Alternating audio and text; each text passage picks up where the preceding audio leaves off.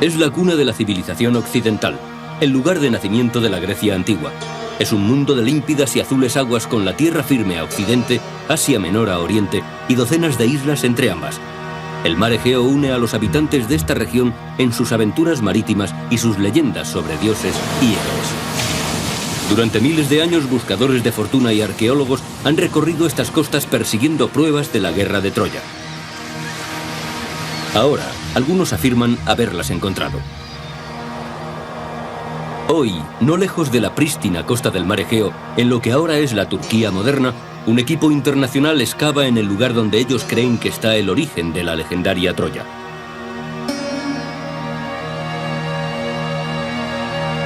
Afirman tener la evidencia de una urbe de 20.000 metros cuadrados, completa, con palacios, calles y animados mercados en el centro de la ciudad. Extramuros dicen contar con pruebas de la ciudad baja, antiguo suburbio rodeados de un foso defensivo construido para prevenir ataques de carros, la antigua arma de destrucción masiva.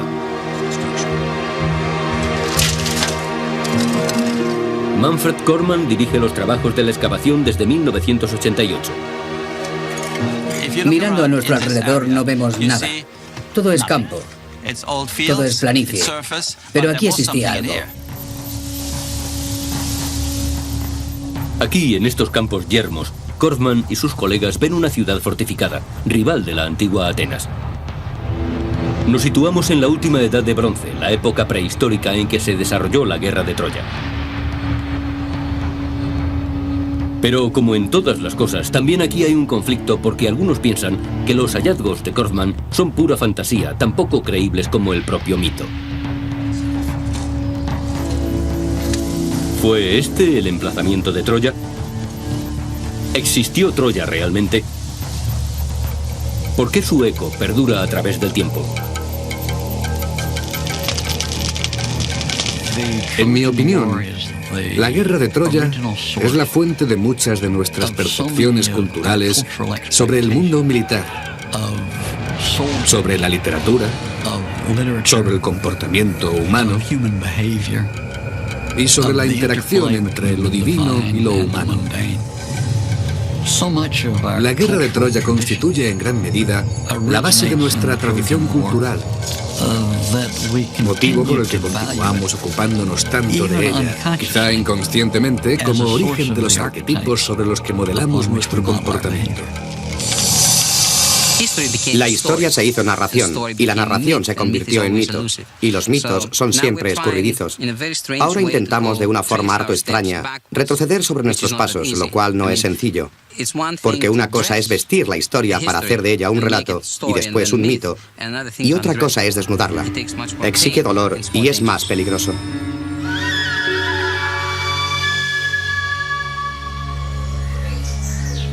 Aunque en la actualidad algunos estudiosos planteen reservas sobre la existencia de Troya, los historiadores del mundo antiguo nunca dudaron de que la guerra de Troya formara parte de la historia. Heródoto, Tucídides y la mayoría de los historiadores griegos y romanos más importantes asumieron que la guerra de Troya fue un hecho histórico. En una playa que podría ser troyana, el profesor de Historia y Literatura Clásicas Robert Garland nos narra el argumento. Todo empezó con los dioses, como muchas otras narraciones sobre acontecimientos importantes del mundo antiguo. Y empezó con una boda, la boda de Peleo y Tetis, destinados a ser los padres de Aquiles, el mayor de los guerreros griegos en la guerra de Troya. Invitaron a la fiesta a todas las celebridades del mundo antiguo, a todos los dioses, a todas las diosas, excepto a una, porque pensaron que no sería una buena idea invitar a la discordia. Sin embargo, la discordia se presenta en la boda y ofrece una manzana de oro con la inscripción para la más hermosa. Tres diosas, Hera, Atenea y Afrodita, creen tener derecho a la manzana y piden a Zeus que actúe de juez. Pero Zeus, sabiamente, decide que le sustituya a Paris, el hermoso príncipe de Troya. Y como tan a menudo sucede, cada una de las candidatas ofrece algo a cambio. La que recibe el premio, Afrodita, le había prometido el amor de la mujer más bella del mundo. Pero existía un problema. Esa mujer estaba casada. Era Helena, esposa de Menelao, rey de Esparta. Paris embarca para Esparta con la disculpa de tratar sobre un asunto oficial. Aprovechando la ausencia de Menelao, su anfitrión, Paris se fugó con Helena dirigiéndose a Troya, y esto provocó la ira que desencadenaría la guerra de Troya.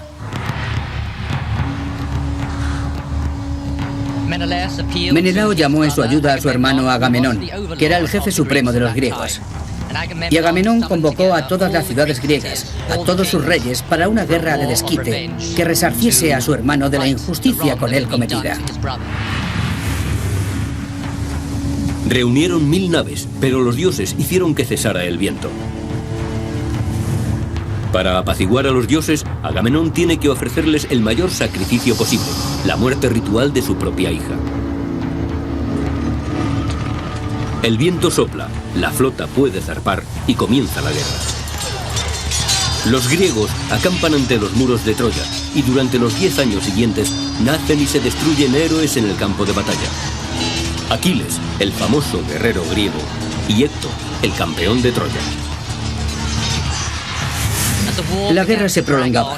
En el 10º año parecía que no fuera a tener fin. Entonces fue cuando a los griegos se les ocurrió la estratagema del caballo de Troya. Los barcos griegos partieron dejando el caballo ante los muros de la ciudad. Los troyanos rompieron el muro para meter el caballo en cuyo interior estaban los soldados griegos.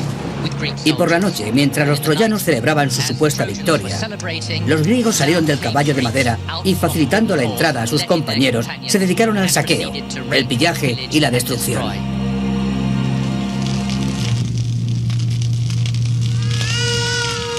Se cometieron muchos actos de vandalismo en aquel tiempo. Príamo fue asesinado en su propio altar. Casandra fue violada. Y el hijo de Héctor fue arrojado desde lo alto de la muralla de Troya, destrozándose el cráneo. Pero incluso entonces, cuando Troya había sido totalmente destruida, no se veía el final de la guerra.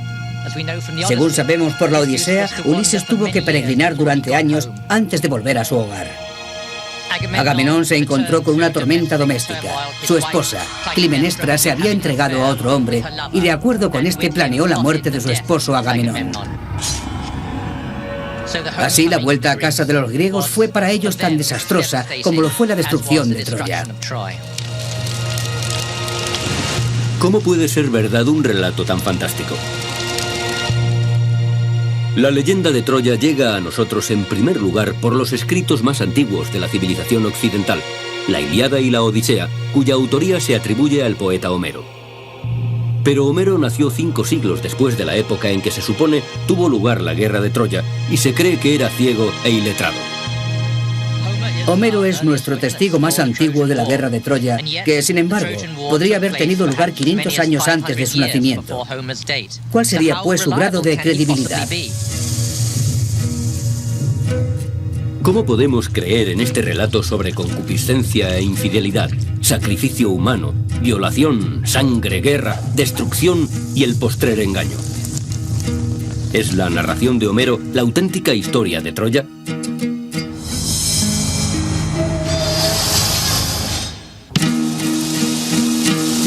Al igual que sucede con Troya, lo que se conoce de Homero es una combinación de historia y mito. A pesar de ser considerado el autor de los primeros poemas épicos de la civilización occidental, la Ilíada y la Odisea, tenemos pocas pruebas de su existencia. Algunos estudiosos estiman que el padre de la literatura griega vivió alrededor del año 750 a.C. y en un lugar no muy apartado de Troya. Creemos que procedía de una región probablemente contigua a Troya. Puede que de la ciudad de Esmirna o la isla de Quíos, pero incluso esto es dudoso. Una fuerte tradición lo presenta como un bardo ciego, pero según otra no se puede afirmar nada sobre él medianamente cierto. Dos de los mayores misterios sobre Homero se refieren a cómo alguien que hubiera vivido 500 años después de la guerra de Troya podía recoger detalles tan gráficos sobre la batalla y el baño de sangre. Y cómo una persona podía, antes de la invención de la escritura en Grecia, recordar cerca de 16.000 versos de la Ilíada y 12.000 de la Odisea. Una posible respuesta es que Homero fuera el continuador de un linaje de rapsodas de relatos épicos. Si esto es cierto, significa que la Ilíada y la Odisea no fueron escritas por un Homero, sino transmitidas por muchos Homeros. Es perfectamente plausible que los aedos empezaran a recitar inmediatamente después de este famoso conflicto, pasando así su contenido de una generación a la siguiente. No en cuanto a precisiones históricas que a nadie interesaban, sino en lo referente a los detalles sobre la mujer raptada, Aquiles, Héctor y el caballo de Troya. Todo eso son contribuciones de los aedos a lo largo del tiempo. La historia así amalgamada fue heredada por Homero, quien le dio su giro personal. Pero si Homero fuera el último de un linaje de poetas orales, ¿cómo es que la historia de Troya pasa de un conjunto de cantos memorizados a ser la primera historia escrita de la civilización occidental? En la década de 1930, un estudioso estadounidense llamado Milman Perry, equipado con unos de los primeros aparatos portátiles para grabación sonora, descubrió la manera de regresar a un tiempo en que toda la historia era cantada. Perry viajó a un mundo antiguo, a ciudades de los Balcanes en Serbia, y descubrió a rapsodas que, exactamente igual que Homero, cantaban relatos épicos de antiguas batallas y héroes.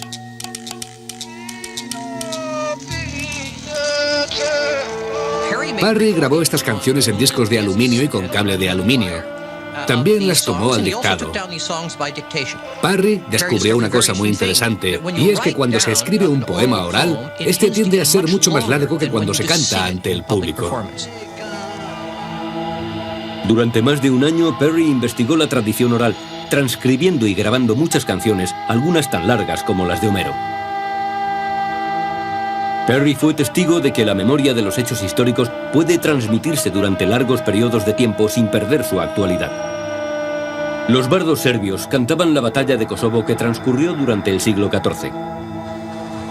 Resulta interesante que las noticias escritas por los héroes invasores confirmen la veracidad de estos cánticos de 600 años de antigüedad.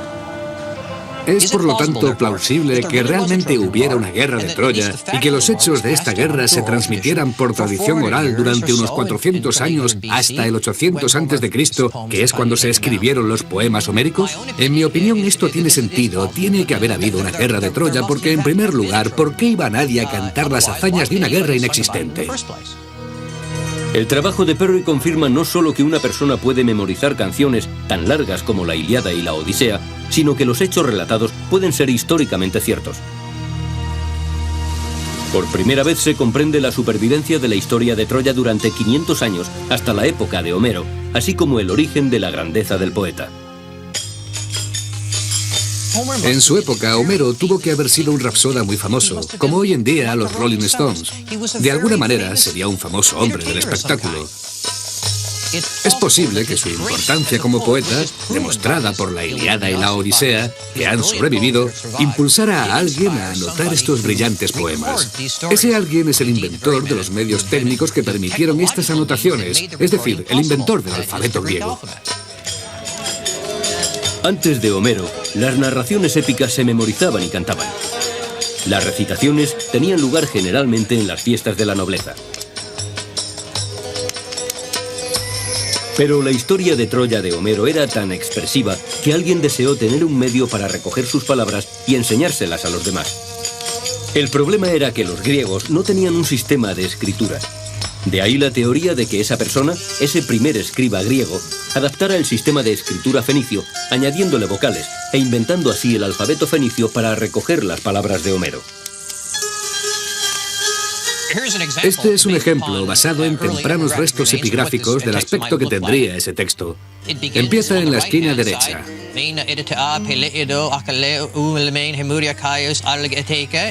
Como gira el buey, decían los griegos, comparando este estilo de escritura con el arado de los campos, donde se llega a un extremo y se vuelve para continuar arando y así sucesivamente. Ahora, con Homero cantando ante un escriba, estos heroicos relatos sobre Troya, los primeros escritos de la historia de Grecia, animan a una audiencia mucho más numerosa.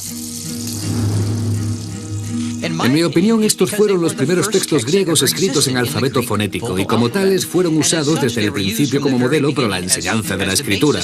Nunca dejaron de serlo. Y así los niños que iban a las escuelas de la Grecia antigua estudiaban los textos de Homero, volviendo al día en que el hombre que inventó el alfabeto los escribió por vez primera.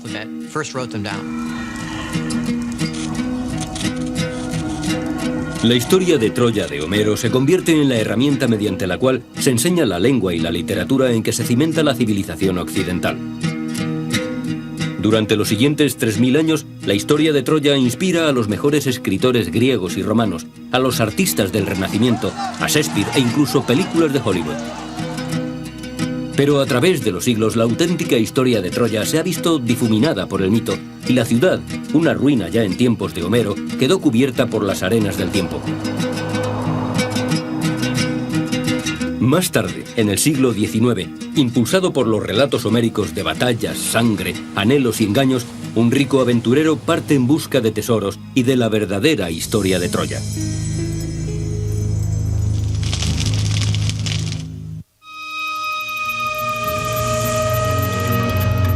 ...6 de julio de 1827. Tras siglos de ocupación otomana, Grecia obtiene su independencia, dando vida a una nación nueva. Europa está inmersa en el pasado griego. La Ilíada y la Odisea de Homero provocan una auténtica fiebre de Troya. Con un pico en una mano y la Ilíada en la otra, el millonario germanoamericano Heinrich Schliemann decide ir a desenterrar Troya. Heinrich Schliemann fue un hombre fascinante. Era un magnate de Wall Street del siglo XIX. Hizo mucho dinero especulando en Rusia y en los Estados Unidos, incluso con la fiebre del oro de California. Cuando dispuso del patrimonio necesario para poder retirarse de los negocios, decidió dedicarse a perseguir lo que él mismo calificaba como la fijación de toda su vida: Grecia, y en particular la guerra de Troya. Heinrich Schliemann tenía una gran habilidad para hacer dinero. Estuvo en California cuando la fiebre del oro, hizo millones en el San Petersburgo de los zares y en su afán de dinero y aventuras se vistió de beduino, se circuncidó y entró camuflado en la Meca. En 1868 fue a Atenas e inició una expedición por el mar Egeo en busca de las leyendas de Homero y sobre todo de Troya. Schliemann no era arqueólogo, pero tenía una fe ciega en Homero. Homero era su Biblia. Y esa fe le llevó a descubrir cosas que nadie había pensado ni siquiera en buscar. Schliemann empieza buscando un sitio que coincida con el paisaje descrito por Homero en la Ilíada. Una amplia llanura donde puedan combatir dos grandes ejércitos cerca del mar Egeo, entre los ríos Escamandro y Simois. Un sitio con altos muros fortificados desde donde los troyanos vieran con horror cómo su compañero Héctor era arrastrado por el carro de Aquiles alrededor de la ciudad.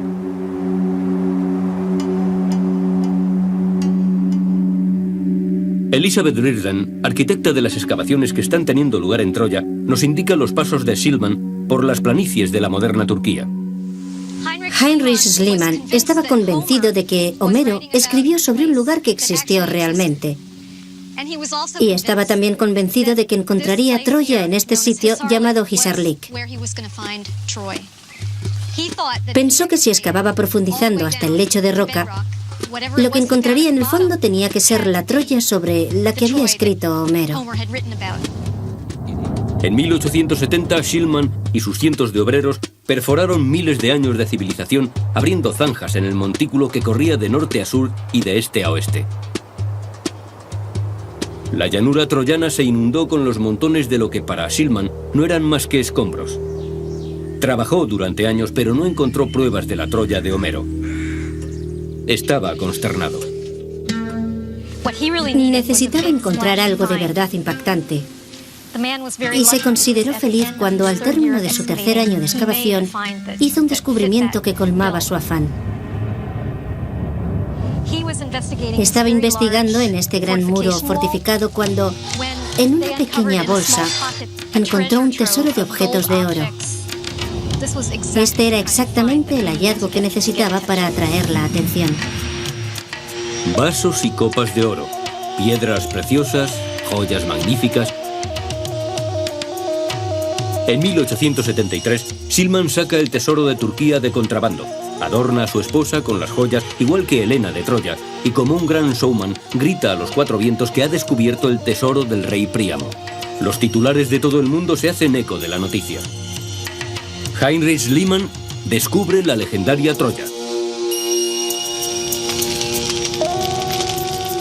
Pero la noticia resulta ser falsa. El tesoro encontrado por Schliemann data de 2500 años antes de Príamo y no corresponde a la época de la guerra de Troya. Y peor aún, Schliemann podría haber robado su descubrimiento de la Troya de Homero. Schliemann, con su interés por Homero, no fue pionero en esta zona. Frank Calvert, un expátrida de Gran Bretaña, vivía allí desde 1845.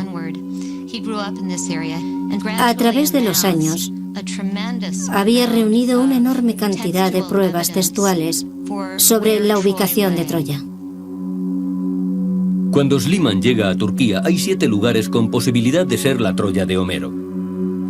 Pero Frank Calvert está convencido de que el terreno del que es propietario, un montículo llamado Isarlik, es Ilión, la ciudad grecorromana que da nombre a la Ilíada. Schliemann decide ir a hablar con Frank Calvert. Cuando Schliemann visitó a Calvert en agosto de 1868, vio que la casa estaba llena de objetos y obras de arte que Calvert había extraído del suelo de Hisarlik, de Troya. Durante la cena, Calvert habló con Schliemann de sus excavaciones, mostrándole lo que había encontrado, y Schliemann se quedó impresionadísimo. Schliemann regresa a Atenas y, sin siquiera pisar la ciudad, escribe su primer libro sobre Troya. El problema es que no conoce los detalles. Calvert le dio por escrito la respuesta a las muchas preguntas de Schliemann, una de las cuales era ¿qué altura tenía el montículo? ¿20 metros o 100 metros? El hecho de que Schliemann planteara esa duda demostraba que no tenía ni la más remota idea del lugar del que estaban hablando. Frank Calvert había estado excavando durante años para sí mismo discretamente, pero ahora Schliemann invierte todo su patrimonio en una excavación gigante, con cientos de obreros y desde luego sin pizca de discreción. Schliemann le dice al mundo que él es el único descubridor de Troya, sin mencionar para nada a Frank Calvert.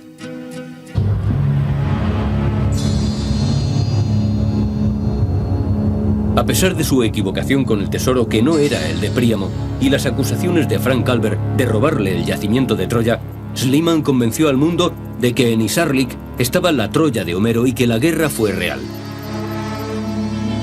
Schliemann fue un hombre que dedicó su vida, su fortuna y toda su actividad a demostrar la verdad de Homero. Y eso merece mi respeto. En realidad se debe a Schliemann el que nos estemos preguntando.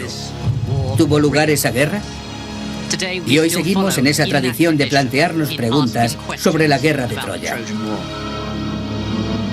Ni siquiera Schliemann, quizá el creyente más devoto en la autenticidad de la Ilíada, pudo encontrar pruebas concluyentes sobre la Troya de Homero. En alguna parte de estas ruinas yace la promesa de encontrar algún resto escrito, algún tesoro troyano que demuestre más allá de toda duda que Troya y la guerra existieron realmente.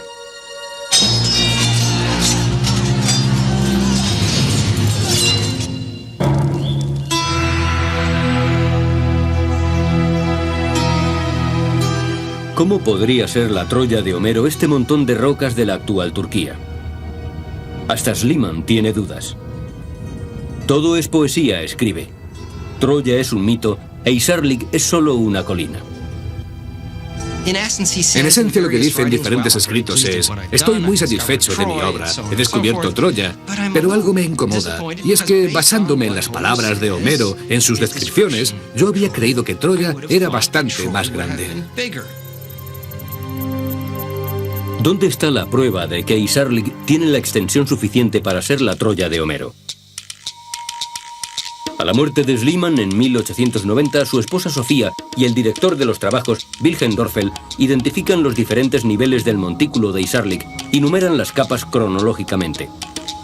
Descubrieron que Schliemann había profundizado demasiado porque el supuesto tesoro de Príamo aparece en el nivel 2, correspondiente a unos 2500 años antes de Cristo. En cambio, la guerra de Troya se cree que tuvo lugar en el nivel 6 o 7, alrededor de 1250 años antes de Cristo. En esa capa encuentran evidencias de una destrucción por cataclismo. ¿Es esta la prueba de la verdadera guerra de Troya? En 1932 llega a la escena una de las figuras más conocidas de la arqueología, Carl Blegen, de la Universidad de Cincinnati. Blegen, quien ya había excavado en la Grecia continental, pensó que era el momento adecuado para volver a tratar de localizar Troya dentro del amplio contexto de la Edad de Bronce griega. Blegen examina el yacimiento al completo, descubriendo que Troya está a la altura del nivel 6. En la capa superior, nivel 7, descubre Blegen una concentración de casas en el interior del recinto amurallado, lo que parece indicar que la población se estaba protegiendo de los sitiadores. Pero tampoco Blegen descubre una ciudad del tamaño de la descrita por Homero. Troya parecía destinada a permanecer en el misterio. Más adelante, en 1982, llega a Troya Manfred Korfmann. En el ambiente arqueológico hay un gran escepticismo sobre este nuevo regreso a Troya. Muchos piensan que después de tantas excavaciones, al fin y al cabo han sido 3 las campañas realizadas, no puede quedar mucho por descubrir. Pero la campaña de Korfmann introduce 50 años de nueva tecnología en la excavación. Uno de sus primeros descubrimientos se sitúa justo al sur de Troya, a orillas del mar Egeo. Aquí su equipo encuentra más de 50 enterramientos con ajuares de la Grecia micénica. ¿Sería esta la prueba del campamento griego con los cadáveres de los guerreros griegos que habían venido a luchar contra Troya? El equipo de Korfmann descubre también que la bahía de Troya de la época difería sustancialmente de la actual, ya que el agua, en la época de la guerra de Troya, estaba más cerca de los muros de la ciudad. Y en años más recientes, no lejos de la antigua bahía, Korfmann y su equipo encontraron con prospección magnética lo que al principio parecía un muro a 400 metros de la ciudadela. Pero en realidad se trataba de lo contrario de un muro. Era un foso. Aquí tenemos una imagen fotográfica que, a la manera de una radiografía, llega hasta el fondo y encuentra restos de lo que podría haber sido un foso. El foso que desentierra Korfmann está profundamente cortado en el lecho de roca, lo que le lleva a pensar que su finalidad sería probablemente defensiva. Los arqueólogos pudieron verificar la fecha de Troya 6 para la misma época de construcción de este foso. Troya 6 representa la época de la guerra de Troya.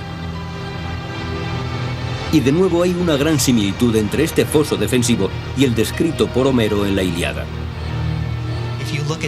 Si nos fijamos en su descripción del foso excavado alrededor del campamento griego y miramos después el foso que hemos encontrado alrededor de la baja ciudad de Troya, vemos que el parecido entre ambos es muy llamativo. Parece que fuera este el lugar que Homero tenía en mente cuando reprodujo la historia de la Ilíada y la Odisea.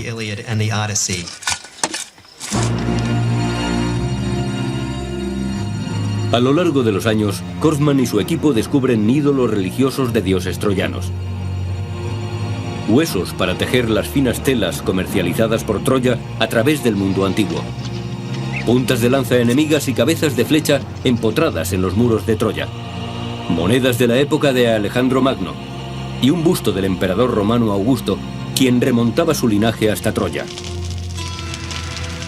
Pero a pesar de tan fantásticos hallazgos, hay algo que todavía se esconde de Korfmann, al igual que de todos los demás desde los comienzos de Schliemann. ¿Dónde está la prueba de la enorme ciudad descrita por Homero? Uno de los puntos más importantes que queremos averiguar sobre Troya es el tamaño de la ciudad en diferentes momentos de su historia, en diferentes periodos. Es decir, cómo creció, cómo disminuyó, si hubo actividades diferentes en áreas diferentes del asentamiento. Y para la respuesta se necesita algo más que las excavaciones en sí. Para descubrir algo tan escurridizo como es el tamaño de la ciudad, el equipo de Korfman emplea una técnica más parecida al trabajo de granja que al de arqueología. Es el estudio de campo. Limpiamos la vegetación cada 20 metros para obtener condiciones similares a un campo recién arado. Recogemos todo lo que encontramos en esos puntos.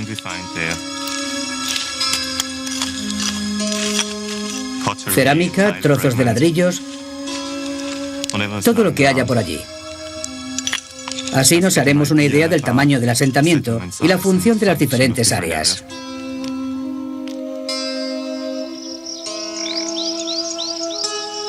Sus hallazgos los llevan al campamento, donde los lavan, clasifican y fechan.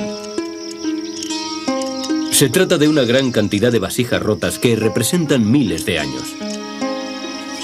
Este año hemos cubierto alrededor de 15 hectáreas en 400 puntos y hemos recogido más de 100.000 objetos, desde esto hasta 2 toneladas de material. Una parte significativa de los restos de cerámica proceden de la Edad de Bronce, especialmente de la época directamente anterior a la Guerra de Troya. Podemos ver que el área que recorre toda esta zona hasta este foso y por el este, y donde supuestamente continúa el foso, estaba cubierta por un asentamiento de la Edad de Bronce.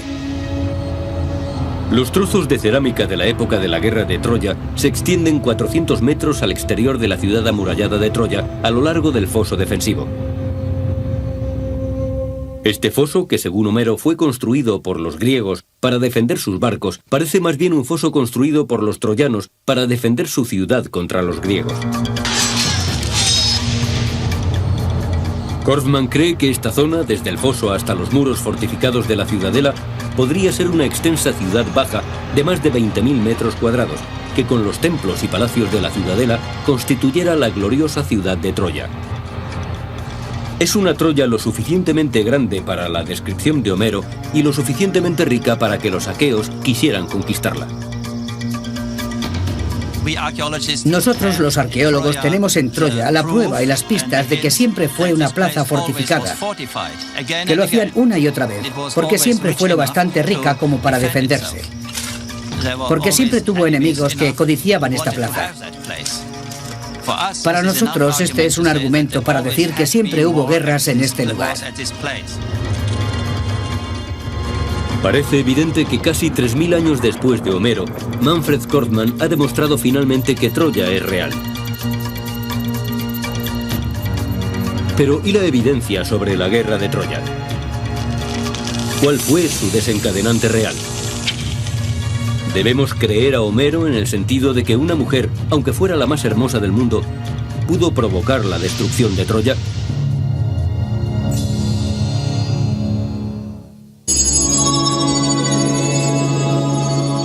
Para los antiguos griegos, la belleza es el orden. Esto se ejemplifica con el cuerpo desnudo, joven, de formas redondeadas, talle estrecho, pecho alto de forma cónica y muslos curvilíneos. Es seguro que Helena reunía todas esas cualidades y su rapto era un ataque al orden mundial, un acto de guerra contra Grecia. Pero su secuestro es también una afrenta personal a un dirigente muy poderoso. Todavía hoy podemos imaginarnos que este acto contribuiría a desatar una guerra internacional.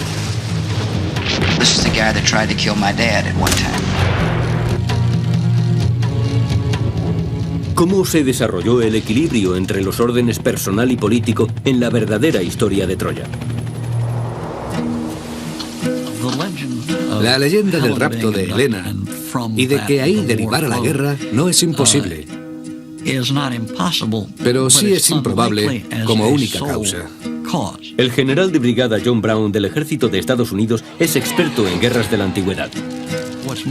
Lo más probable es que fuera una oportunidad largo tiempo esperada. Una guerra que estaba esperando su causa.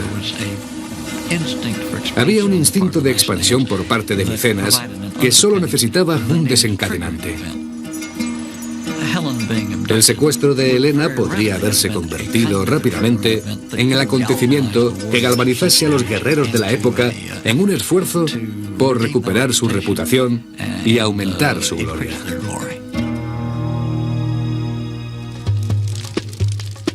Homero nos habla de la coalición de griegos micénicos bajo el mando de Agamenón y su travesía del Egeo a bordo de 1000 naves para combatir en Troya.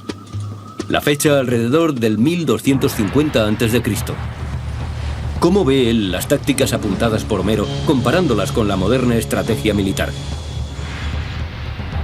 Actuando como jefe militar de Agamenón, el general Brown reúne a sus asesores. Inteligencia, operaciones, logística, efectivos, para preparar la guerra contra el enemigo, los troyanos. Señores, nos han pedido que hagamos un análisis operacional de la guerra de Troya para tratar de comprender los imperativos de la campaña que afectó a ambas partes, griegos o micénicos y troyanos. Lo primero que hay que considerar es lo que está en juego, el control de la ruta comercial por mar, decisiva en la economía del mundo antiguo. El escenario estratégico está dominado por la necesidad del control de las rutas comerciales. Quiero llamar su atención sobre una en particular, que es la que afecta a nuestra historia. Se trata de la ruta que parte del Mar Negro, atraviesa el Bósforo, el Mar de Mármara y termina en los Dardanelos. Aquí es precisamente donde se encuentra Troya. La situación de Troya le da el control de la ruta comercial entre el este y el oeste, con acceso no solo al granero de Asia Occidental, sino también a objetos de oro, especias y artículos de lujo. Un pecio descubierto en la costa de Turquía en 1984 y según la datación perteneciente a la época de la guerra de Troya, es testimonio de las riquezas en juego. En el barco se encontraron tesoros de 7 civilizaciones, medallones de oro egipcios, vasijas de aceite y especias del lejano oriente, lingotes de estaño en forma de piel de buey procedentes de Asia Central y cobre de Chipre. Estos metales se encontraron en la proporción exacta para la producción del bronce, 10 partes de cobre por 1 de estaño. El bronce está compuesto de estaño y cobre. Controlando el acceso a estos metales, se controla la industria de la Edad de Bronce. El control de la producción de ese metal en la Edad de Bronce equivale en la actualidad a controlar el petróleo. Si los griegos querían convertirse en un imperio, tenían que conquistar Troya. ¿Pero cómo? Si pasamos de la estrategia a la parte operacional, no tenemos más posibilidad. De nuevo, el general de brigada John Brown y sus hombres aplican modernos planteamientos militares a la guerra antigua que tuvo lugar en Troya. Desde el punto de vista de los efectivos, ¿qué me diría usted sobre las condiciones básicas, si esto representa la capacidad micénica y este área de aquí, Troya? La población de Troya no se puede comparar en poderío militar con los estados griegos aliados contra ella. Los griegos formaron una coalición que aventajaba a los troyanos en 5-1. Necesitaban esa superioridad numérica para asegurarse una rápida y decisiva victoria. Y para transportar sus fuerzas, Homero dice que embarcaron hacia Troya en 1000 naves de proa negra. ¿Algún comentario desde el punto de vista de la inteligencia? Sí, me gustaría indicar un par de cosas, señor. Como usted sabe, Troya es una ciudad fuertemente fortificada. Su muralla es compacta y muy alta. Si les permitimos resguardarse tras la muralla, tendremos que poner sitio a la ciudad. Además, ellos tienen aliados potenciales que acudirán en su ayuda en caso de necesidad.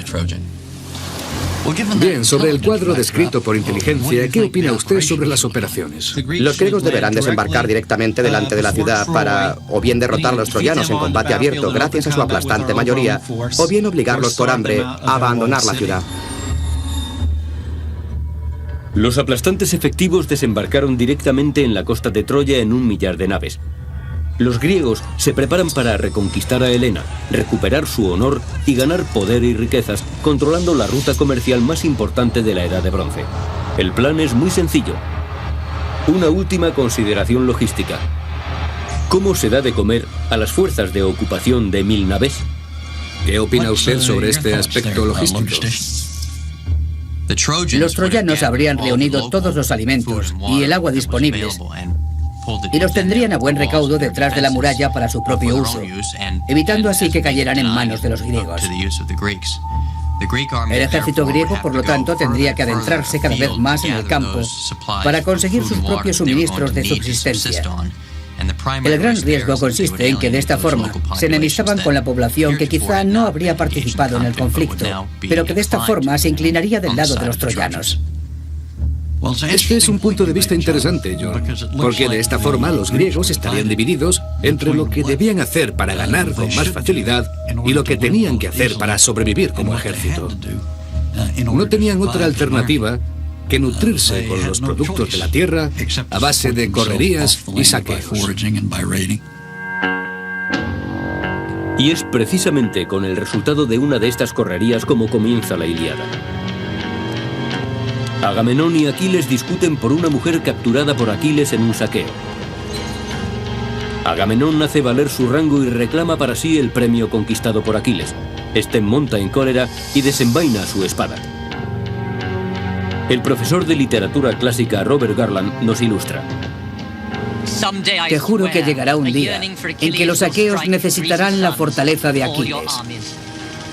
Y tú, por mucho que te acongojes y grande sea tu desesperación, no podrás socorrerlos cuando Héctor, el matador de hombres, siembre el terror en tu campo.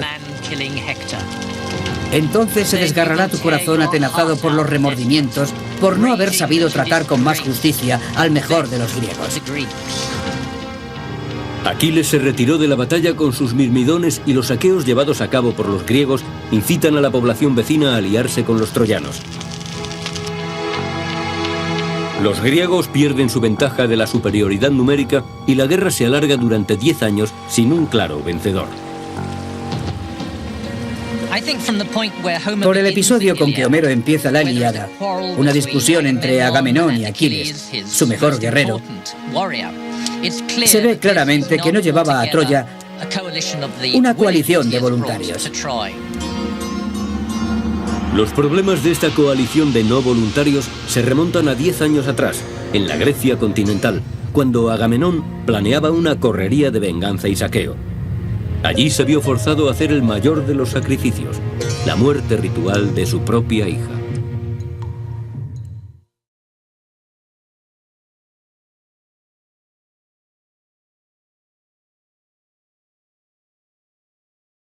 En la Edad de Bronce equivale en la actualidad a controlar el petróleo. Si los griegos querían convertirse en un imperio, tenían que conquistar Troya. ¿Pero cómo? Si pasamos de la estrategia a la parte operacional, no tenemos más posibilidad. De nuevo, el general de brigada John Brown y sus hombres aplican modernos planteamientos militares a la guerra antigua que tuvo lugar en Troya. Desde el punto de vista de los efectivos, ¿qué me diría usted sobre las condiciones básicas, si esto representa la capacidad micénica y este área de aquí, Troya?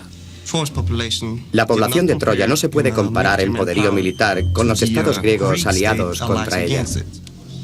Los griegos formaron una coalición que aventajaba a los troyanos en 5-1. Necesitaban esa superioridad numérica para asegurarse una rápida y decisiva victoria. Y para transportar sus fuerzas, Homero dice que embarcaron hacia Troya en 1000 naves de proa negra. ¿Algún comentario desde el punto de vista de la inteligencia? Sí, me gustaría indicar un par de cosas, señor. Como usted sabe, Troya es una ciudad fuertemente fortificada. Su muralla es compacta y muy alta.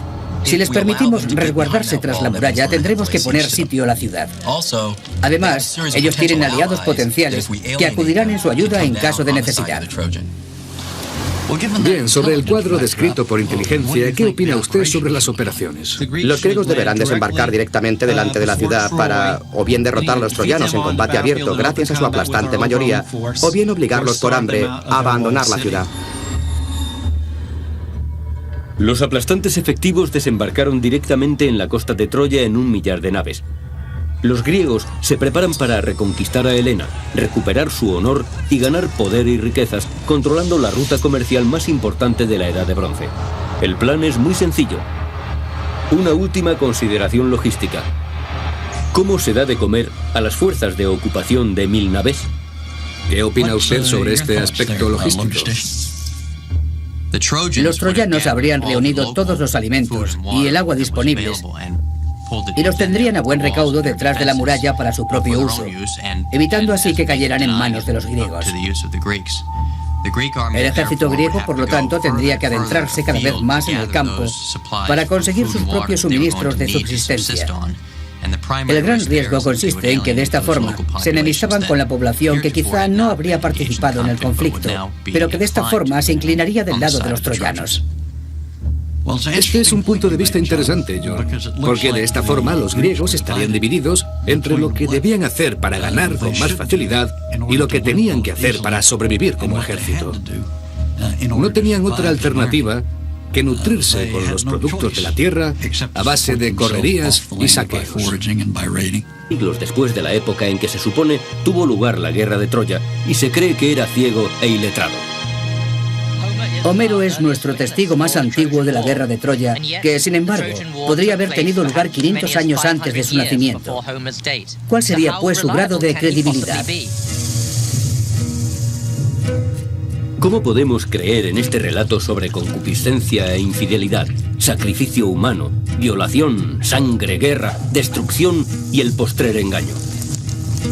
¿Es la narración de Homero la auténtica historia de Troya?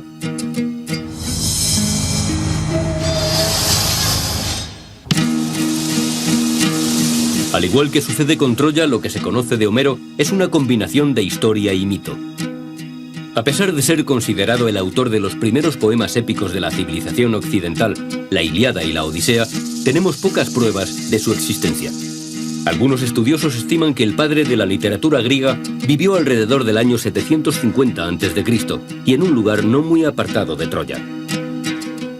Creemos que procedía de una región probablemente contigua a Troya.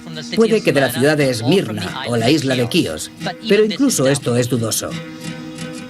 Una fuerte tradición lo presenta como un bardo ciego, pero según otra no se puede afirmar nada sobre él medianamente cierto. Dos de los mayores misterios sobre Homero se refieren a cómo alguien que hubiera vivido 500 años después de la guerra de Troya podía recoger detalles tan gráficos sobre la batalla y el baño de sangre. Y cómo una persona podía, antes de la invención de la escritura en Grecia, recordar cerca de 16.000 versos de la Ilíada y 12.000 de la Odisea. Una posible respuesta es que Homero fuera el continuador de un linaje de rapsodas de relatos épicos. Si esto es cierto, significa que la Ilíada y la Odisea no fueron escritas por un Homero, sino transmitidas por muchos Homeros. Es perfectamente plausible que los aedos empezaran a recitar inmediatamente después de este famoso conflicto, pasando así su contenido de una generación a la siguiente. No en cuanto a precisiones históricas que a nadie interesaban, sino en lo referente a los detalles sobre la mujer raptada, Aquiles, Héctor y el caballo de Troya. Todo eso son contribuciones de los aedos a lo largo del tiempo. La historia así amalgamada fue heredada por Homero, quien le dio su giro personal. Pero si Homero fuera el último de un linaje de poetas orales, ¿cómo es que la historia de Troya pasa de un conjunto de cantos memorizados a ser la primera historia escrita de la civilización occidental? En la década de 1930, un estudioso estadounidense llamado Milman Perry, equipado con unos de los primeros aparatos portátiles para grabación sonora, descubrió la manera de regresar a un tiempo en que toda la historia de los griegos, la belleza es el orden. Esto se ejemplifica con el cuerpo desnudo, joven, de formas redondeadas, talle estrecho, pecho alto de forma cónica y muslos curvilíneos. Es seguro que Helena reunía todas esas cualidades y su rapto era un ataque al orden mundial, un acto de guerra contra Grecia. Pero su secuestro es también una afrenta personal a un dirigente muy poderoso. Todavía hoy podemos imaginarnos que este acto contribuiría a desatar una guerra internacional. This is the guy that tried to kill my dad at one time. ¿Cómo se desarrolló el equilibrio entre los órdenes personal y político en la verdadera historia de Troya? La leyenda del rapto de Helena y de que ahí derivara la guerra no es imposible, pero sí es improbable como única causa. El general de brigada John Brown del ejército de Estados Unidos es experto en guerras de la antigüedad. Lo más probable es que fuera una oportunidad largo tiempo esperada. Una guerra que estaba esperando su causa. Había un instinto de expansión por parte de Micenas que solo necesitaba un desencadenante. El secuestro de Helena podría haberse convertido rápidamente en el acontecimiento que galvanizase a los guerreros de la época en un esfuerzo por recuperar su reputación y aumentar su gloria.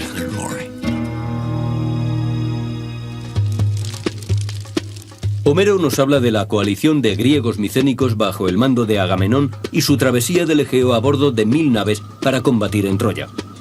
La fecha alrededor del 1250 a.C. ¿Cómo ve él las tácticas apuntadas por Homero comparándolas con la moderna estrategia militar?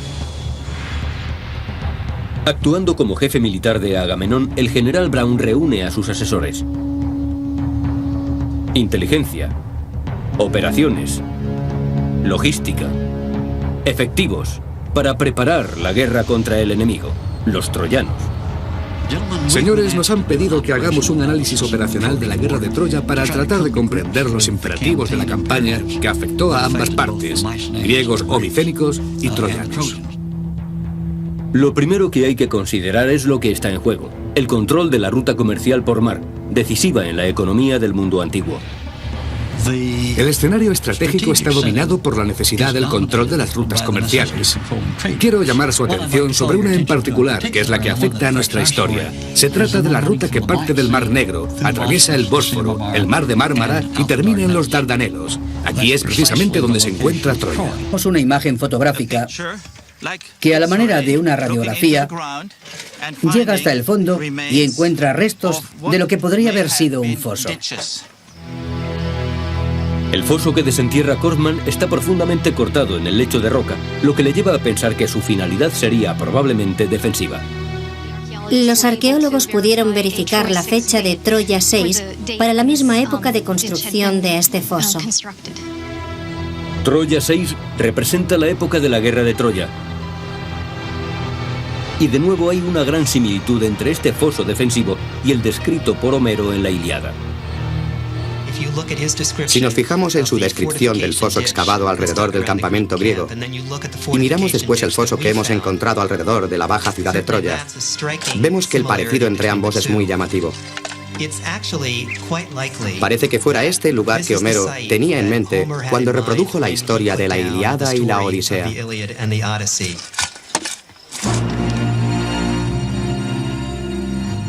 A lo largo de los años, Corfman y su equipo descubren ídolos religiosos de dioses troyanos. Huesos para tejer las finas telas comercializadas por Troya a través del mundo antiguo. Puntas de lanza enemigas y cabezas de flecha empotradas en los muros de Troya. Monedas de la época de Alejandro Magno. Y un busto del emperador romano Augusto, quien remontaba su linaje hasta Troya. Pero a pesar de tan fantásticos hallazgos, hay algo que todavía se esconde de Corfman, al igual que de todos los demás desde los comienzos de Schliemann. ¿Dónde está la prueba de la enorme ciudad descrita por Homero? Uno de los puntos más importantes que queremos averiguar sobre Troya es el tamaño de la ciudad en diferentes momentos de su historia, en diferentes periodos. Es decir, cómo creció, cómo disminuyó, si hubo actividades diferentes en áreas diferentes del asentamiento. Y para la respuesta se necesita algo más que las excavaciones en sí. Para descubrir algo tan escurridizo como es el tamaño de la ciudad, el equipo de Corfman emplea una técnica más parecida al trabajo de granja que al de arqueología. Es el estudio de campo. Limpiamos la vegetación cada 20 metros para obtener condiciones similares a un campo recién arado. Recogemos todo lo que encontramos en esos puntos.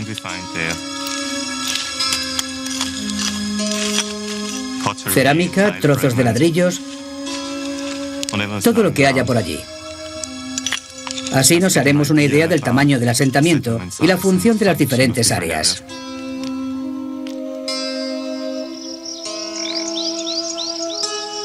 Sus hallazgos los llevan al campamento, donde los lavan, a de Homero, así como el origen de la grandeza del poeta. En su época, Homero tuvo que haber sido un rapsoda muy famoso, como hoy en día los Rolling Stones. De alguna manera sería un famoso hombre del espectáculo. Es posible que su importancia como poeta, demostrada por la Ilíada y la Odisea, que han sobrevivido, impulsara a alguien a anotar estos brillantes poemas. Ese alguien es el inventor de los medios técnicos que permitieron estas anotaciones, es decir, el inventor del alfabeto griego. Antes de Homero, las narraciones épicas se memorizaban y cantaban. Las recitaciones tenían lugar generalmente en las fiestas de la nobleza. Pero la historia de Troya de Homero era tan expresiva que alguien deseó tener un medio para recoger sus palabras y enseñárselas a los demás. El problema era que los griegos no tenían un sistema de escritura. De ahí la teoría de que esa persona, ese primer escriba griego, adaptara el sistema de escritura fenicio, añadiéndole vocales e inventando así el alfabeto fenicio para recoger las palabras de Homero. Este es un ejemplo basado en tempranos restos epigráficos del aspecto que tendría ese texto. Empieza en la esquina derecha.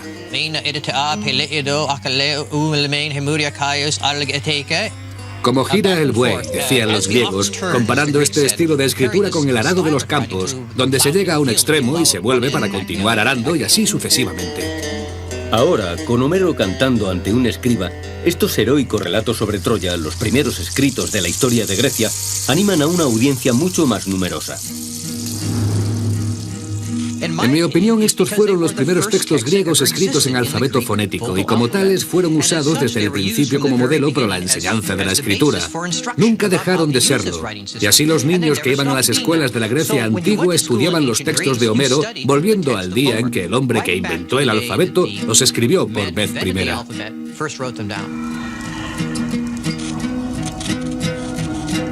La historia de Troya de Homero se convierte en la herramienta mediante la cual se enseña la lengua y la literatura en que se cimenta la civilización occidental. Durante los siguientes 3000 años, la historia de Troya inspira a los mejores escritores griegos y romanos, a los artistas del Renacimiento, a Shakespeare e incluso películas de Hollywood. Pero a través de los siglos, la auténtica historia de Troya se ha visto difuminada por el mito y la ciudad, una ruina ya en tiempos de Homero, quedó cubierta por las arenas del tiempo. Más tarde, en el siglo XIX, impulsado por los relatos homéricos de batallas, sangre, anhelos y engaños, un rico aventurero parte en busca de tesoros y de la verdadera historia de Troya. Dioses troyanos. Huesos para tejer las finas telas comercializadas por Troya a través del mundo antiguo. Puntas de lanza enemigas y cabezas de flecha empotradas en los muros de Troya. Monedas de la época de Alejandro Magno. Y un busto del emperador romano Augusto, quien remontaba su linaje hasta Troya. Pero a pesar de tan fantásticos hallazgos, hay algo que todavía se esconde de Kaufman, al igual que de todos los demás desde los comienzos de Schliemann. ¿Dónde está la prueba de la enorme ciudad descrita por Homero? Uno de los puntos más importantes que queremos averiguar sobre Troya es el tamaño de la ciudad en diferentes momentos de su historia, en diferentes periodos. Es decir, cómo creció, cómo disminuyó, si hubo actividades diferentes en áreas diferentes del asentamiento. Y para la respuesta se necesita algo más que las excavaciones en sí. Para descubrir algo tan escurridizo como es el tamaño de la ciudad, el equipo de Kaufman emplea una técnica más parecida al trabajo de granja que al de arqueología. Es el estudio de campo. Limpiamos la vegetación cada 20 metros para obtener condiciones similares a un campo recién arado. Recogemos todo lo que encontramos en esos puntos.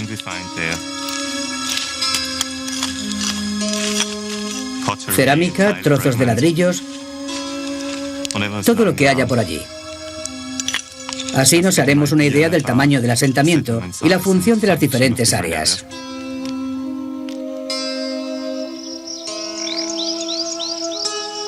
Sus hallazgos los llevan al campamento, donde los lavan, clasifican y fechan.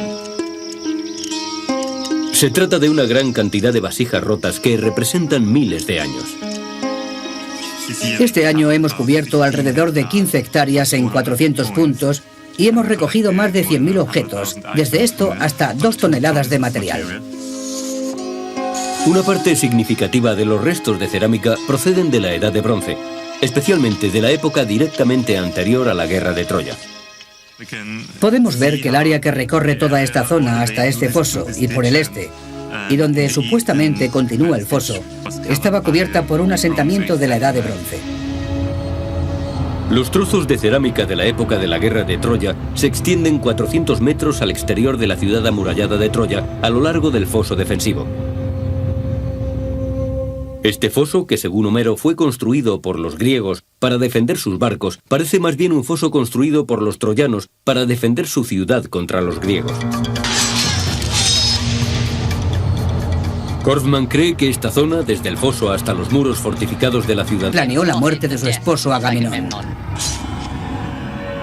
Así, la vuelta a casa de los griegos fue para ellos tan desastrosa como lo fue la destrucción de Troya. ¿Cómo puede ser verdad un relato tan fantástico? La leyenda de Troya llega a nosotros en primer lugar por los escritos más antiguos de la civilización occidental, la Ilíada y la Odisea, cuya autoría se atribuye al poeta Homero. Pero Homero nació 5 siglos después de la época en que se supone tuvo lugar la guerra de Troya y se cree que era ciego e iletrado. Homero es nuestro testigo más antiguo de la guerra de Troya, que, sin embargo, podría haber tenido lugar 500 años antes de su nacimiento. ¿Cuál sería, pues, su grado de credibilidad? ¿Cómo podemos creer en este relato sobre concupiscencia e infidelidad, sacrificio humano, violación, sangre, guerra, destrucción y el postrer engaño? ¿Es la narración de Homero la auténtica historia de Troya?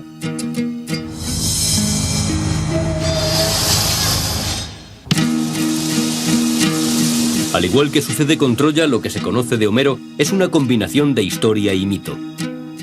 A pesar de ser considerado el autor de los primeros poemas épicos de la civilización occidental, la Ilíada y la Odisea, tenemos pocas pruebas de su existencia. Algunos estudiosos estiman que el padre de la literatura griega vivió alrededor del año 750 a.C. y en un lugar no muy apartado de Troya. Creemos que procedía de una región probablemente contigua a Troya. Puede que de la ciudad de Esmirna o la isla de Quíos, pero incluso esto es dudoso. Una fuerte tradición lo presenta como un bardo ciego, pero según otra no se puede afirmar nada sobre él medianamente cierto. Dos de los mayores misterios sobre Homero se refieren a cómo alguien que hubiera vivido 500 años después de la guerra de Troya podía recoger detalles tan gráficos sobre la batalla y el baño de sangre. Y cómo una persona podía, antes de la invención de la escritura en Grecia, recordar cerca de 16.000 versos de la Ilíada y 12.000 de la Odisea. Una posible respuesta es que Homero fuera el continuador de un linaje de rapsodas de relatos épicos. Si esto es cierto, significa que la Ilíada y la Odisea no fueron escritas por un Homero, sino transmitidas por muchos Homeros. Es perfectamente plausible que los aedos empezaran a recitar inmediatamente después de este famoso conflicto, pasando así su contenido de una generación a la siguiente. No en cuanto a precisiones históricas que a nadie interesaban, sino en lo referente a los detalles sobre la mujer raptada, Aquiles, Héctor y el caballo de Troya. Todo eso son contribuciones de los aedos a lo largo del tiempo. La historia así amalgamada. Y hemos recogido más de 100.000 objetos, desde esto hasta 2 toneladas de material. Una parte significativa de los restos de cerámica proceden de la Edad de Bronce, especialmente de la época directamente anterior a la guerra de Troya. Podemos ver que el área que recorre toda esta zona hasta este foso y por el este, y donde supuestamente continúa el foso, estaba cubierta por un asentamiento de la Edad de Bronce. Los trozos de cerámica de la época de la guerra de Troya se extienden 400 metros al exterior de la ciudad amurallada de Troya a lo largo del foso defensivo. Este foso, que según Homero fue construido por los griegos para defender sus barcos, parece más bien un foso construido por los troyanos para defender su ciudad contra los griegos. Korfman cree que esta zona, desde el foso hasta los muros fortificados de la ciudadela, podría ser una extensa ciudad baja de más de 20.000 metros cuadrados, que con los templos y palacios de la ciudadela constituyera la gloriosa ciudad de Troya. Es una Troya lo suficientemente grande para la descripción de Homero y lo suficientemente rica para que los aqueos quisieran conquistarla.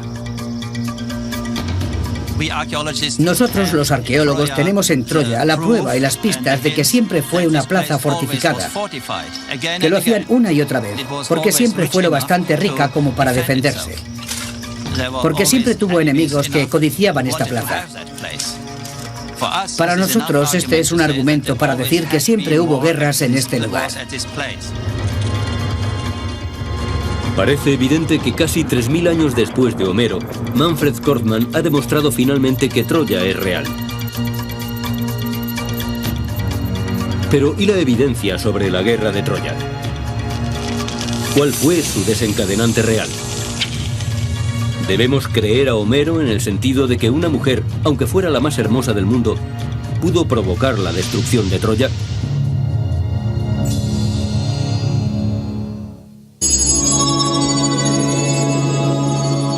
Para los antiguos griegos, la belleza es el orden. Esto se ejemplifica con el cuerpo desnudo, joven, de formas redondeadas, talle estrecho, pecho alto de forma cónica y muslos curvilíneos. Es seguro que Helena reunía todas esas cualidades y su rapto era un ataque al orden mundial, un acto de guerra contra Grecia. Pero su secuestro es también una afrenta personal a un dirigente muy poderoso. Todavía hoy podemos imaginarnos que este acto contribuiría a desatar una guerra internacional. This is the guy that tried to kill my dad at one time. ¿Cómo se desarrolló el equilibrio entre los órdenes personal y político en la guerra de Troya? Monedas de la época de Alejandro Magno y un busto del emperador romano Augusto, quien remontaba su linaje hasta Troya. Pero a pesar de tan fantásticos hallazgos, hay algo que todavía se esconde de Korfmann, al igual que de todos los demás desde los comienzos de Schliemann. ¿Dónde está la prueba de la enorme ciudad descrita por Homero? Uno de los puntos más importantes que queremos averiguar sobre Troya es el tamaño de la ciudad en diferentes momentos de su historia, en diferentes periodos. Es decir, cómo creció, cómo disminuyó, si hubo actividades diferentes en áreas diferentes del asentamiento. Y para la respuesta se necesita algo más que las excavaciones en sí. Para descubrir algo tan escurridizo como es el tamaño de la ciudad, el equipo de Korfmann emplea una técnica más parecida al trabajo de granja que al de arqueología. Es el estudio de campo. Limpiamos la vegetación cada 20 metros para obtener condiciones similares a un campo recién arado. Recogemos todo lo que encontramos en esos puntos.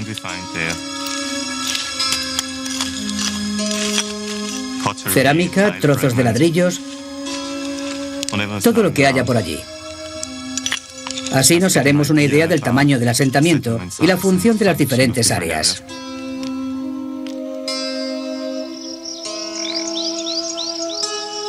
Sus hallazgos los llevan al campamento, donde los lavan, clasifican y fechan. Se trata de una gran cantidad de vasijas rotas que representan miles de años. Este año hemos cubierto alrededor de 15 hectáreas en 400 puntos y hemos recogido más de 100.000 objetos, desde esto hasta 2 toneladas de material. Una parte significativa de los restos de cerámica proceden de la Edad de Bronce, especialmente de la época directamente anterior a la guerra de Troya. Podemos ver que el área que recorre toda esta zona hasta este foso y por el este, y donde supuestamente continúa el foso, estaba cubierta por un asentamiento de la Edad de Bronce. Los trozos de cerámica de la época de la guerra de Troya se extienden 400 metros al exterior de la ciudad amurallada de Troya a lo largo del foso defensivo.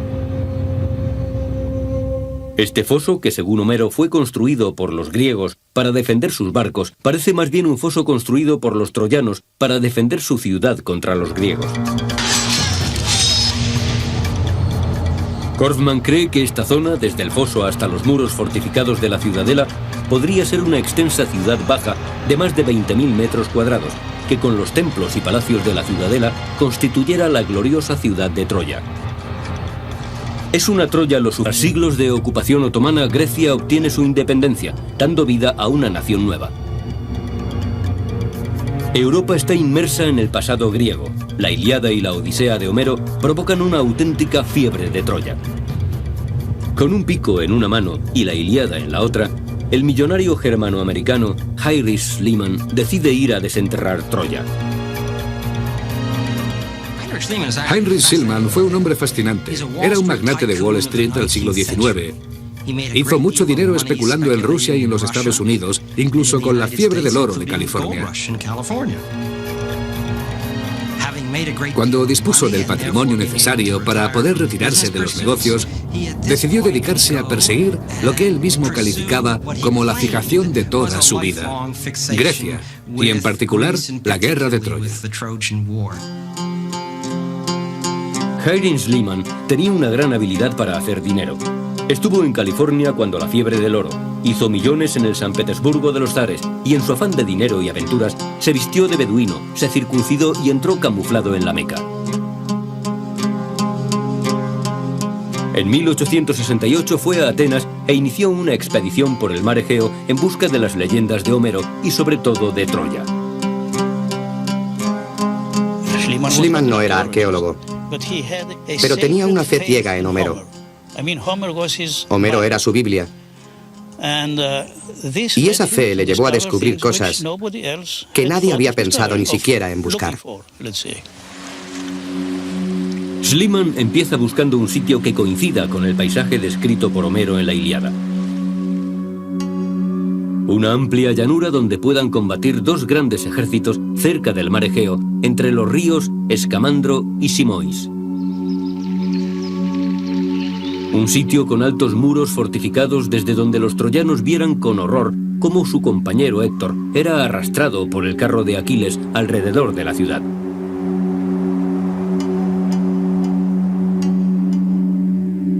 Elizabeth Riordan, arquitecta de las excavaciones que están teniendo lugar en Troya, nos indica los pasos de Schliemann por las planicies de la moderna Turquía. Heinrich Schliemann estaba convencido de que Homero escribió sobre un lugar que existió realmente. Y estaba también convencido de que encontraría Troya en este sitio llamado Hisarlik. Pensó que si excavaba profundizando hasta el lecho de roca, lo que encontraría en el fondo tenía que ser la Troya sobre la que había escrito Homero. En 1870, Schliemann y sus cientos de obreros perforaron miles de años de civilización abriendo zanjas en el montículo que corría de norte a sur y de este a oeste.